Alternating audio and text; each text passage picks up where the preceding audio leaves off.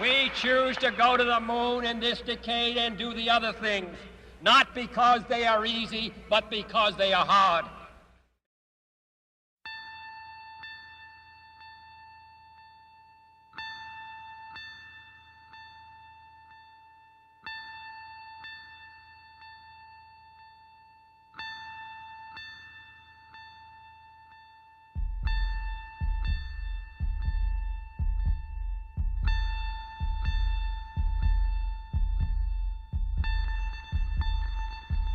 We had an expansive run in the 60s and the 70s.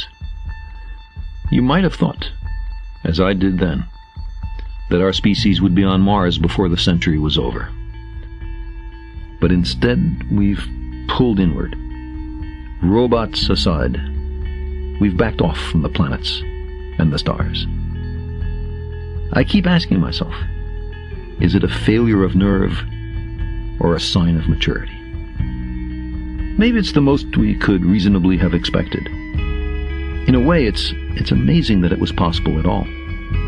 We sent 12 humans on week-long excursions to the moon, missions that returned a wealth of data, but nothing of short-term, everyday, bread on the table, practical value, or at least not much. They lifted the human spirit, though. They enlightened us about our place in the universe. A highly visible program affecting our view of ourselves might clarify the fragility of our planetary environment and the common peril and responsibility of all the nations and peoples of Earth. There's something more. Spaceflight speaks to something deep inside us. Many of us, if not all. A scientific colleague tells me about a recent trip to the New Guinea highlands, where she visited a Stone Age culture hardly contacted by Western civilization.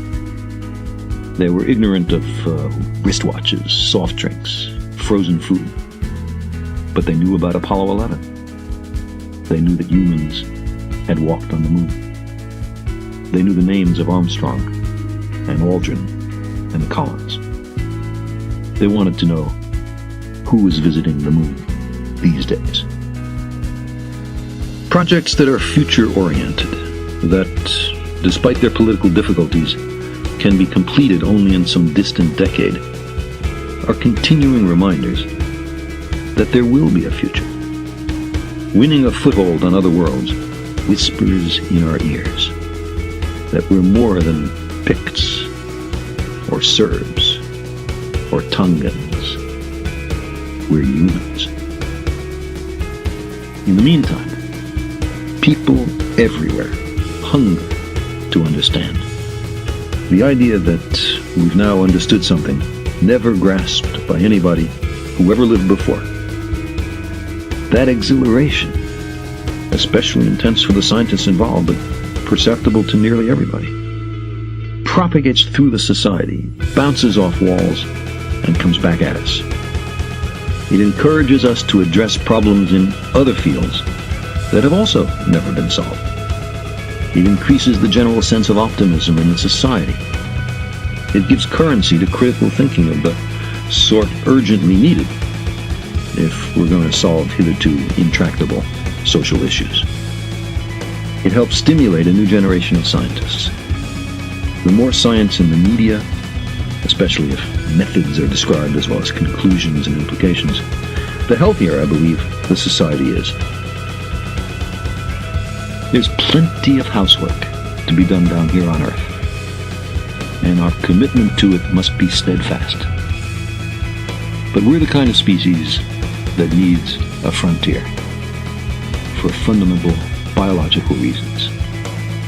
Every time humanity stretches itself, it receives a jolt of productive vitality that can carry it for centuries.